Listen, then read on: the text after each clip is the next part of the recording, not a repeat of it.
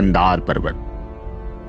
बिहार के बांका जिले में स्थित मंदार पर्वत सिर्फ एक पर्वत नहीं है, वरन अपने साथ कई युगों को एक साथ समेटे हुए जीवंत प्रमाण है। कविता की कुछ पंक्तियां हैं।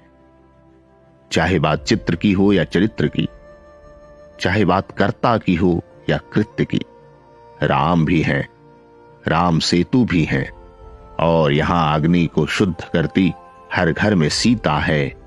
भारत वर्षों में नहीं बताया जाता, भारत युगों में जीता है, भारत युगों में जीता है।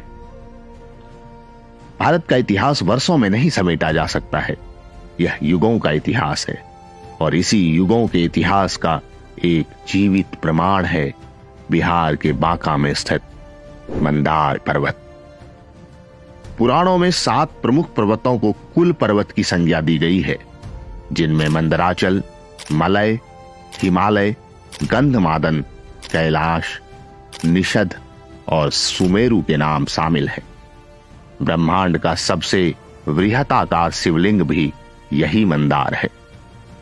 धर्म ग्रंथों के अनुसार एक बार महर्षि दुर्वासा के श्राप के कारण स्वर्गलोक शक्ति, ऐश्वर्य, धन और वैभव आदि से हीन हो गया था। तब सभी देवता भगवान विष्णु के पास गए। भगवान विष्णु ने फिर उन्हें असुरों के साथ मिलकर समुद्र मंथन करने का उपाय बताया। उन्होंने कहा कि समुद्र मंथन से अमृत निकलेगा, जिसे ग्रहण कर देवतागण अमर हो सकेंगे। एक मान्यता यह भी है कि दैत्यराज बलि का साम्राज्य तीनों लोकों पर हो गया था। इंद्र सहित देवतागण उससे भयभीत रहते थे।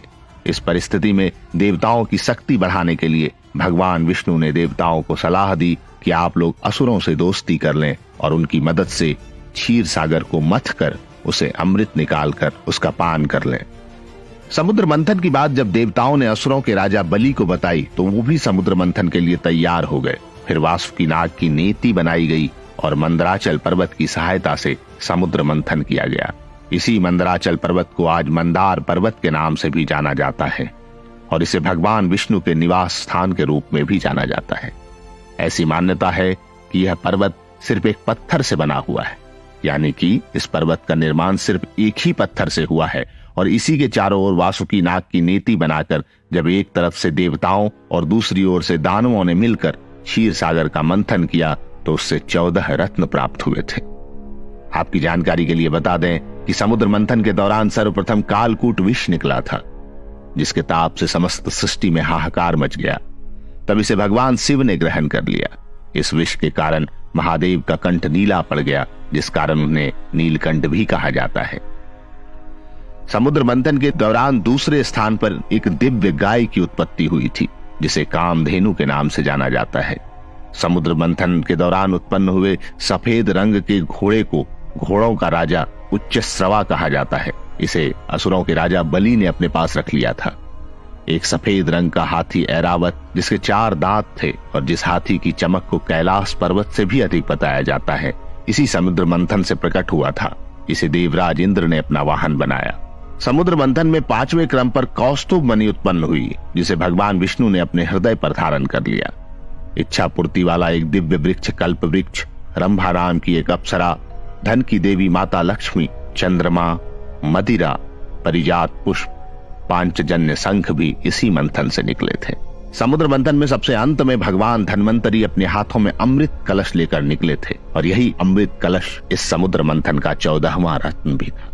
इसके निकलते ही देव दानवों में इसे ग्रहण करने के लिए होड़ मच गई और अंत में भगवान विष्णु ने देवताओं को अमृत पिलाकर उन्हें अमर कर दिया।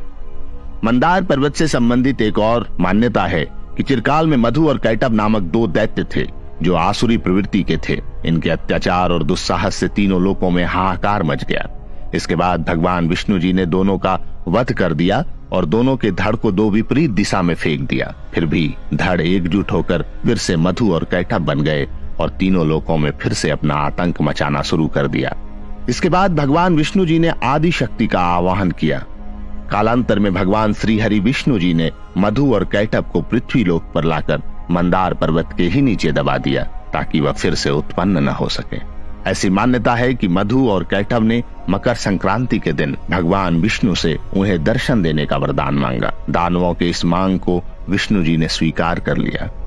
कालांतर से भगवान नारायण मकर संक्रांति के दिन मंदार पर्वत पर उन्हें दर्शन देने आते हैं। पुराणों में वर्णित है कि यह क्षेत्र त्रिलिंग प्रदेश के नाम से भी जाना जाता था, जिसमें पहला लिंग मंदार, दूसरा बाबा बैद्यनाथ और तीसरा वासुकीनाथ था। मंदार पर्वत के ऊपरी शिखर पर विष्णु मंदिर है और बगल में जैन मंदिर भी है। नीचे काशी विश्वनाथ मंदिर है। भगवान शिव का पहला निवास स्थल मंदार ही था। इसे हिमालय से भी प्राचीन माना गया है और ऐसा कार्बन डेटिंग से भी पता चला है। जानकार बताते हैं कि धन्वंतरी के पौत्र देवोदास ने भगवान शिव को मनाकर काशी में स्थापित कर दिया था, इसलिए काशी विश्वनाथ के नाम से भी इसे जाना जाता है। मंदार पर्वत 750 फीट का सुडौल पर्वत है।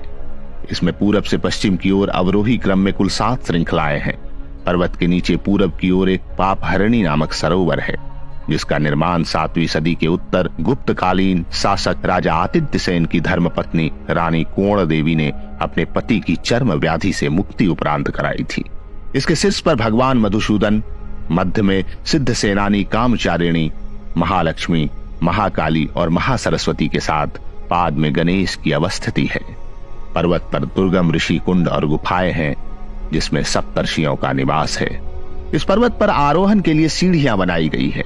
मध्य पर्वत स्थित भगवान नरसिंह गुफा तक जाने के लिए 300 से अधिक सीढ़ियां बनी हुई हैं। इस सीढ़ी का निर्माण मौर्य काल के राजा उग्र भैरव ने कराया था।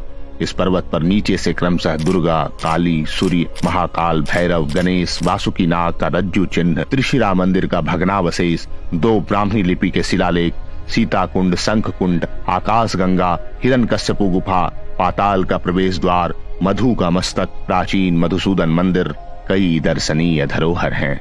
बौद्ध और सपा धर्म का भी यह तीर्थ स्थल है। जैन धर्म के भगवान वासुपूज्य का निवास स्थल मंदार पर्वत माना जाता है। बता दें कि मंदार पर्वत पर बने मंदिर में जैन धर्मों के गुरुओं के पदचिन्ह विद्यमान है, जिसके दर्शन के लिए लोग देश विदेश से यहाँ आते हैं। इसी तरह 1920 में सफा धर्म के गुरु चंद्रदास जी महाराज ने यहाँ रहना शुरू किया था। कहते हैं कि उन्हें यहीं ज्ञान की प्राप्ति हुई थी। यहाँ उन्होंने 1934 में एक कुटिया का निर्माण भी कराया था। बता दें कि मंदार पर्वत पर ही सीता कुंड भी है। सीता कुंड से संबंधित कई कहानियां प्रचलित हैं। कहा जाता है कि भगवान श्री राम जब वनवास गए थे तब वह मंदार पर्वत पर भी रुके थे।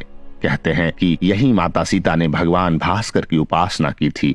माना जाता है कि पर्वत के जिस जल कुंड में माता सीता ने भगवान सूर्य को अर्घ्य दिया था, उसका नाम सीता कुंड पड़ गया।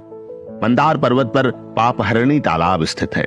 प्रचलित कहानियों के अनुसार कर्नाटक के एक कुष्ठ पीड़ित चोल वंशीय राजा ने मकर संक्रांति के दिन इस तालाब में स्नान किया था, जिसके बाद से उनका स्वास्थ्य ठीक हो गया था। तभी से इसे पापहरणी के रूप में जाना जाता है। पापहरणी तालाब के बीचों बीच माता लक्ष्मी और भगवान हरि विष्णु का मंदिर है। हर मकर संक्रांति पर यहाँ मेले का आयोजन होता है। मेले के पहले यात्रा भी होती है, जिसमें लाखों लोग शामिल होते हैं। इस मेले का आयोजन मकर संक्रांति के दिन बड़ी धूमधाम से होता है। मंदार पर्वत भारत की युग यात्रा का प्रमाण है। बिहार स्थित यह पर्वत अपने साथ न जाने कितनी छोटी बड़ी कहानी एवं मान्यताओं को समेटे हुए है। कालखंड के विभिन्न भागों से जुड़ी ये कहानियां और मान्यताएं ठीक उसी तरह से आपको उस युग को सोचने को मजबूर करती है, जैसे राम सेतु आपको त्रेता युग और रामायण काल को जानने को विवश करती है। प्रकृति में रचा बसा मंदार अभूतपूर्व है, अभूतपूर्व। और इसे देखकर मन बस यह कहता है कि राम भी हैं, राम सेतु भी हैं और समुद्र मंथन का प्रतीक मंदार भी है। युग यात्रा बहुत बड़ी है और इसमें शामिल हमारा प्यारा बिहार भी है, और इसमें शामिल हमारा प्यारा बिहार भी है। जय मंदार, जय बिहार।